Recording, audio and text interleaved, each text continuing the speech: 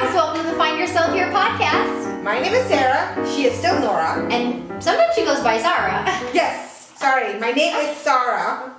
I started calling all Sarahs in my life Sarah. Really? Yeah, I have a mentor at work and I'm like, Sarah. I'm like, oh gosh, Sarah. Well, that goes on to show how much we've been communicating as of late. Intermingled, as it were. Yes. So, what were we talking about?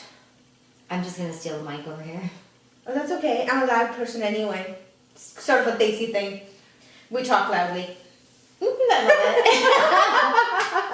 it. She said it, not me. No, Yeah, I don't know if it's a Daisy thing or if it's just a me thing. I'm a very loud person. My mom is a loud talker. When I get her on the phone, I got to lower it. Love you, Mom, so much. Call me. Good save. Good save. No, but there's nothing wrong with being a loud talker. I can be a quiet talker sometimes, and people are like, "Did you speak up?" And I'm like, "I could try." Yeah, sometimes I have to ask you to repeat yourself because I'm also with being loud. I also tend to listen a little loudly too. I don't know. It's gotten to become a problem for me. You listen loudly? Yeah, kind of. Sometimes. What does that mean? Meaning when somebody really whispers, or not really whispers, but if they speak softly, I have to be like, "What'd you say?" Yes, speak up. I'm old okay, here. so let's talk about this hottie at work. Let's not. What can we call them? Wings? Oh, that just gave it away. That was way too obvious.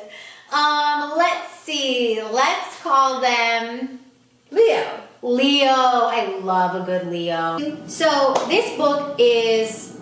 I would say this book is, if you don't want to read it because it's written by Aziz Ansari, I think you're making a big mistake because it is definitely a good book. But I wouldn't blame people either. Like if somebody had an experience like this girl had, they don't want to give this guy a second of their time. And I'll be honest, there's a part in here where he refers to some guy as a bozo for actually being really sweet via text, I thought. Here it is. Okay. All right, so he was totally making fun of this guy and calling him a modern bozo. I actually kind of heard the word bozo because I've never heard this word used. It's a clown. I know, but Okay, it's a clown, a very scary clown from the 90s, okay? Saturday morning television, we all have that nightmare. Okay, so this is what he said to this girl. Hi, Rachel. Since I never got a chance to ask you to dance at Marissa and Chris's wedding, I'm Chris's old roommate from Purdue, he and your sister gave me your number. I wanted to say hi and send a sort of texty introduce myself. Haha, smile face. I hope you had a great weekend. Hope to chat with you soon. Honestly, I didn't think that was a bad text. No, super sweet. Aziz goes into him for saying the word texty. As soon as I said texty, it was clear that no one sitting in this 3,600-seat Chicago theater would ever miss dude in a million years.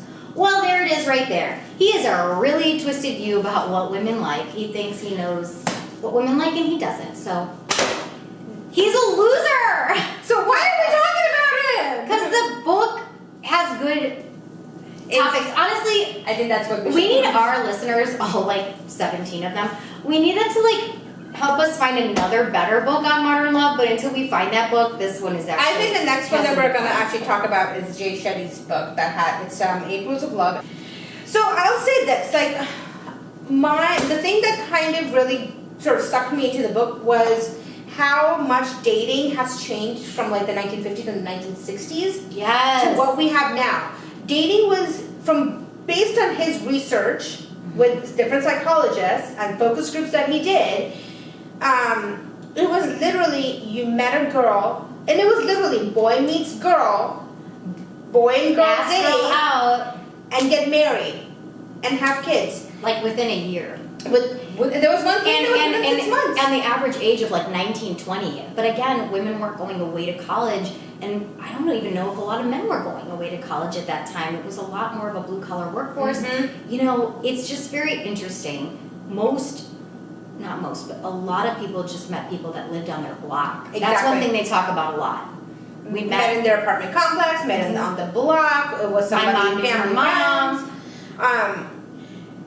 The thing is, in my opinion, dating at that time seems very simple, but I'll also say this, there's an underbelly to the whole situation. those women, they got married at the age of like 19 and 20. Mm-hmm. Maybe they had dreams that they were not able to pursue because they felt that societal pressure of getting married. And this to the I don't even know if they were raised to want those things.